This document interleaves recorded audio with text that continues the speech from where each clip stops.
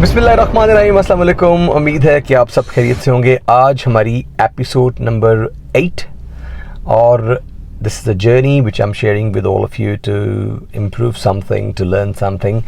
मैं ये चाहता हूँ कि आप मेरे इस इवेंट से, इस जर्नी से कुछ ना कुछ सीखें और आपके अंदर हमेशा हिम्मत रहे, जुनून रहे, पैशन रहे और आप अपनी मंजिल तक ज़रूर पहुँचे। जो आपने सोचा है वो हो। और ऐसा होता है, जब भी आप कोई चीज़ सोचते हैं, याद रखिएगा वो वैसे ही होती है जैसे आपने सोचा होता है, लेकिन थोड़ी सी मेहनत ज़रूरी होती है। याद रखिए कि सोचें जो हैं वो अल्लाह रब्बुल आलमीन आपके दिलों में, आपके जहनों में डालता है और फिर वही आपको मुतहर्रिक करता है, वही आपके अंदर एक लगन को पैदा करता है और वही अल्लाह रब्बुल आलमीन आपके अंदर एक शौक़ को पैदा करता है और फिर आपके अंदर एक तड़प पैदा होती है और वो तड़प जो है वो आपको आपकी मंजिल तक पहुंचा देती है।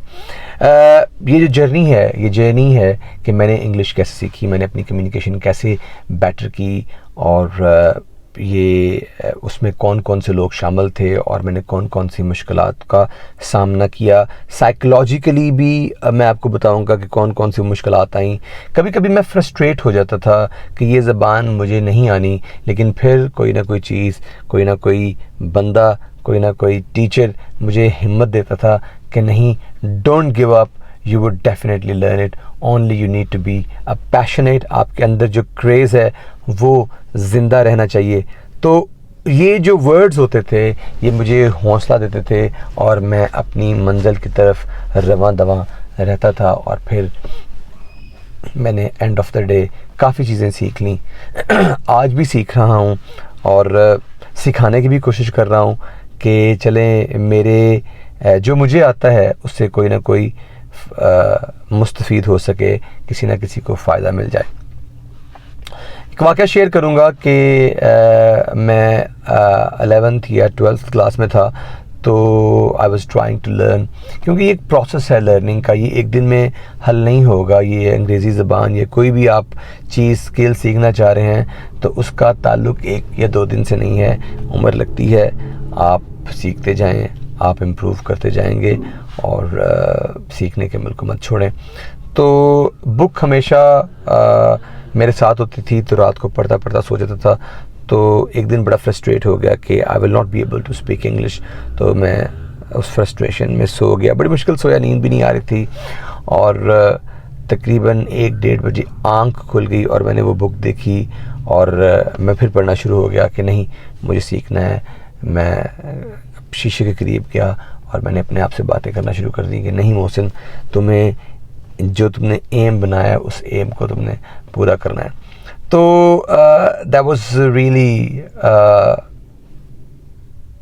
फ्रस्ट्रेटिंग के बाज़ औक़ात आप जो चीज़ हासिल करना चाह रहे होते हैं या जो चीज़ आप सीखना चाह रहे होते हैं वो आपको फ़ौरन नहीं मिलती। बहुत सारे हमारे स्टूडेंट्स हैं वो फ्रस्ट्रेशन का शिकार होकर चीज़ों को छोड़ देते हैं, वो मायूस हो जाते हैं और उनमें वो काबिलियत होती है हासिल करने की, लेकिन वो अपनी फ्रस्ट्रेशन की वजह से उस चीज़ को हासिल नहीं कर पाते।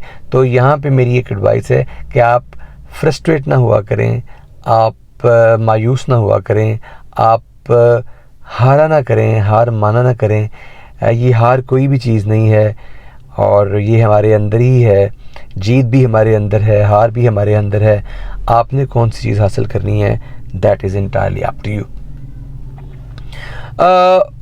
टेंस सीखना मेरे लिए बड़े मुश्किल थे और फिर मुझे सेंटेंस स्ट्रक्चर के बारे में मेरे एक अंकल थे, उन्होंने मुझे बताया, जैसे कि मैंने लास्ट एपिसोड में जिक्र किया है कि कैसे सेंटेंस को आपने बनाना है, उसका क्या स्ट्रक्चर होना चाहिए, उसकी क्या बनावट होनी चाहिए और उसको आपने किस तरह, किस अंदाज से बोलना है ताकि लोगों को आपकी बात समझ आ सके। अब मैं तो टेंसेस से जान छुड़ाता था कि मुझे टेंसेस ना ही सीखने पड़े, मुझे उनके नाम ना ही याद हों, जबकि प्रेजेंट डेफिनेट इतनी दफ़ा समझ चुका, इतनी दफ़ा बताया जा चुका था और समझाया जा चुका था कि इसका नाम तो भूलता ही नहीं था कि ये प्रेजेंट इंडेफिनिट टेंस है। तो मैंने कहा बाकी के टेंसेस के नाम तो मैं नहीं याद करूँगा, अगर वो याद हुए तो फिर मैं अंग्रेज़ी नहीं बोल सकता हूँ। तो जैसे कि मैंने आपको अपनी प्रीवियस एपिसोड में बताया था कि अल्लाह ताला की तरफ से एक जहन में आइडिया आया और मैंने नोटबुक ली और एक हाशिया लगाया और फिर मैंने एक बड़े ही आसान तरीके से उसको लिखना शुरू किया और आगे बताना भी शुरू किया। बहुत सारे स्टूडेंट्स को बताया भी है, जिनको कभी टेंसेस नहीं आए थे उनको टेंसेस आ गए। अब ये वो दौर था कि जिसमें मुझे एक आइडिया जहन में आया कि भाई इस अंदाज से, इस तरीके से मैं चीज़ों को सीखूंगा और मुझे आ जाएंगी।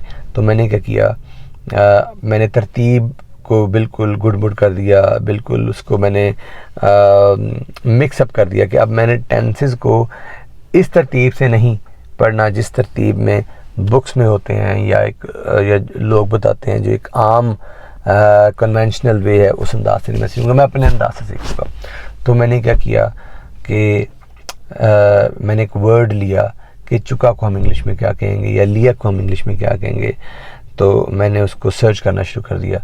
तो मैंने देखा कि इसको हम हैज़ या हैव बोलते हैं, चुका को या लिया को। तो जिस भी सेंटेंस में अगर चुका की सेंस आएगी या लिया की सेंस आएगी तो मैंने वहाँ पे चुका है की और लिया है की सेंस आएगी, वहाँ पे मैंने हैज़ और हैव का इस्तेमाल करना है। और फिर मैंने इसको मगअप कर लिया, आई लर्नड बाय हार्ट, और मुझे कभी भी नहीं भूले। और दूसरी चीज़ जो मैंने देखी, जिसको मैंने एक्सप्लोर किया, वो थी वर्ब की फॉर्म्स, फॉर्म ऑफ वर्ब। जैसे 3 फॉर्म्स होती हैं, प्रेजेंट, पास्ट, पास्ट पार्टिसिपल्स। आपको नाम याद करने की भी ज़रूरत नहीं है, आप सिर्फ वर्ब्स को याद किया करें। तो मैंने ये भी देखा कि जिस फ़िक्रे में, जिस सेंटेंस में हम लिया या चुका का ज़िक्र करेंगे, वहाँ पे हमने हमेशा वर्ब की 3rd फॉर्म ही लगानी है, नॉट सेकंड, नॉट फर्स्ट। याद रखिएगा, 3rd फॉर्म ऑफ द। वैसे आपको बता रहा हूँ कि जितने भी टेंसेस हैं 12 के 12, उनमें सिर्फ एक ही टेंस है जिसमें 2nd फॉर्म आती है, और वो है पास्ट इंडेफिनिट। अगर आप नाम याद करना चाहते हैं तो कर लें। मैंने काफ़ी बाद में किए थे, खैर। तो जहाँ भी चुका होगा, लाइक चुका है, लिया है, चुकी है, तो वहाँ पे हम हैज़ और हैव का इस्तेमाल करेंगे। तो इस चीज़ को मैंने याद किया और फिर सेंटेंसेस बनाना शुरू कर दिए। जैसे वो जा चुका है, वो खा चुका है, वो पी चुका है, वो सो चुके हैं, दे हैव स्लेप्ट, वो जा चुका है, ही हैज़ गॉन, हम ड्राइव कर चुके हैं, वी हैव ड्रिवन। तो इसका फिर मैंने नेगेटिव बनाना, नॉट लगा के। इसका मैंने इंट्रोगेटिव बनाना, हैज़ और हैव को मैंने फ़िक्रे से पहले लिखना और इसकी प्रैक्टिस करनी। फिर डबल इंट्रोगेटिव बनाना, जैसे WH वर्ड्स हैं, why, when, how, whom, whose। तो इसकी मैंने प्रैक्टिस करते रहना और काफ़ी ये मेरे ब्रेन का हिस्सा बन गया और मेरी ज़ुबान की गिरा खुलती गई। तो आप भी इन चीज़ों की प्रैक्टिस करें। I hope that you will get it over और आपको भी चीज़ें आना शुरू हो जाएंगी। अब बाकी चीज़ें आहिस्ता आहिस्ता साथ कोई ना कोई आपको अपनी लाइफ का कोई इंसिडेंट बताऊंगा, कोई वाक़या बताऊंगा, जिस अंदाज से मैंने इंग्लिश सीखी, और इस तरह हम चीज़ों को सीखते भी जाएंगे। अपना ख्याल रखिएगा। इंशाअल्लाह ताला मुलाकात होगी एपिसोड नंबर 9 में। अल्लाह हाफ़िज़, अस्सलाम वालेकुम।